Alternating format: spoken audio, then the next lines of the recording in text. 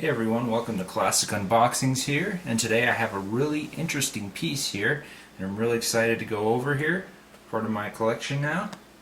It is from 2001, Nintendo 64, Conker's Bad Fur Day. Now this was a very controversial game at the time. Obviously one of the main things that you can see is that they actually had to put an advisory right under here, just so that parents wouldn't think that this was for somehow kids, even though it obviously has the M mature rating on here. So they had to make it pretty clear to parents that, you know, you can't be buying this stuff for your kids, because this thing has a lot of potty humor, and it's probably one of my favorite games on the Nintendo 64. It's definitely in my top 10 favorite games of all time, just because everything is so well made, and it's just a wonderful game overall. First, I just wanted to go over just a little bit of the history of Conker's Bad Fur Day. This game did come out in 2001. The actual release date was March 5th, 2001, and this game had been spoken about being made for about 4 years, and what they had initially decided to do was they wanted to actually make this like a family game at first. Some of the things that they were going to be calling it were like there was going to be 12 Tales, Conker 64. It was going to be like a lot of the other platforming games that Rare had made for the Nintendo 64, similar to Donkey Kong 64 and Banjo-Kazooie, games like that. It was going to be like a collecting game. But what they did essentially for this game is they took it a completely different direction.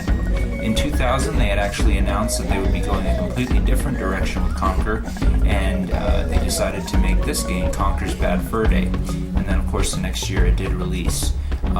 This is actually kind of interesting because this is actually the last game that Rare ever produced for the Nintendo 64. And obviously, in 2001, this was towards the very end of Nintendo 64's life on there. So to get this game right now in my hands is really quite interesting, and it's going to be a nice piece for my collection, definitely.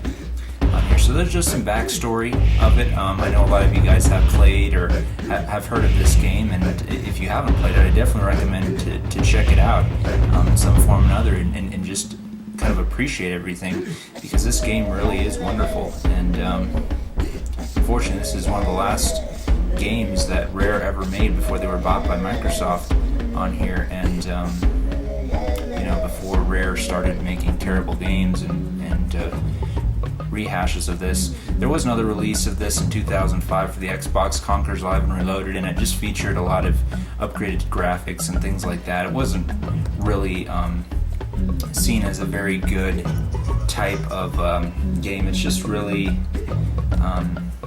an odd type of rehash game for it. It just had a different multiplayer system where you could go online to Xbox Live and things like that, but it didn't really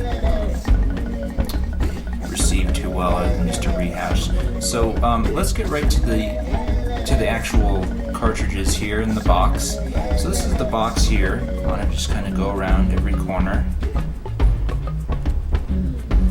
I really like this. There's the Grim Reaper on there.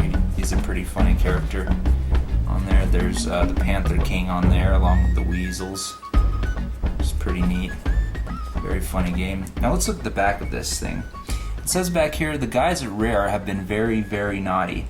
The day after his 21st birthday bash, Conker's sporting the worst hangover ever, and he just can't seem to find his way home.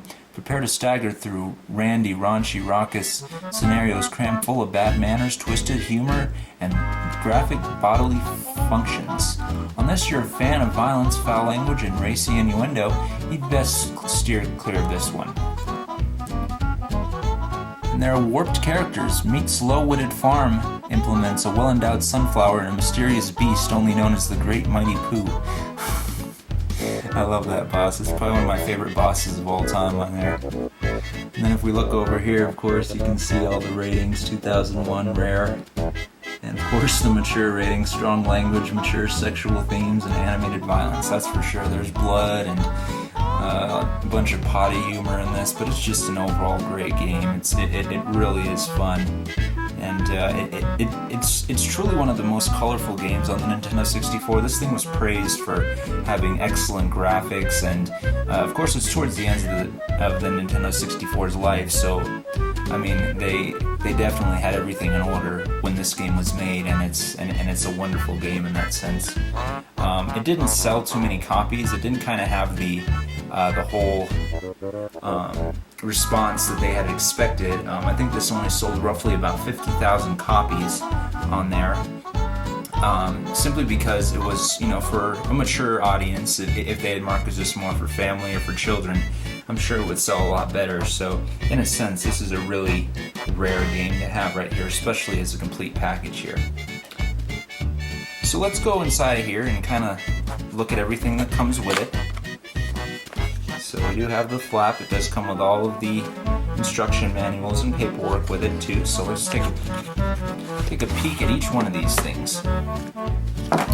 So this is just an advertisement with Conker on it for Nintendo Power, for their magazine. On here you can actually see that kind of at this point in the game they've kind of started to market it towards the online thing, because of course right around that time the online buzz really started to pick up a lot, so they're not so much advertising the magazine so much as they are the online content now. It's for you.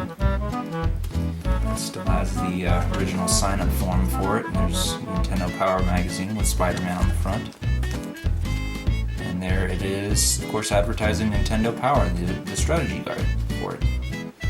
Which I do want to pick up one of these strategy guides too, just to have it with it. Of course, you have the Nintendo 64 consumer information booklet. That's pretty standard fare on all these games. And here we have the instruction booklet. So let's take a brief look at the contents inside of here. So it just kind of goes over. I'll just flip through here briefly to kind of go over things. And I actually read this earlier. This is actually pretty funny. It's just kind of a prelude to the actual game and what happens in there. But it's just kind of a little small thing on here, just kind of going over a little bit more in depth what happened in.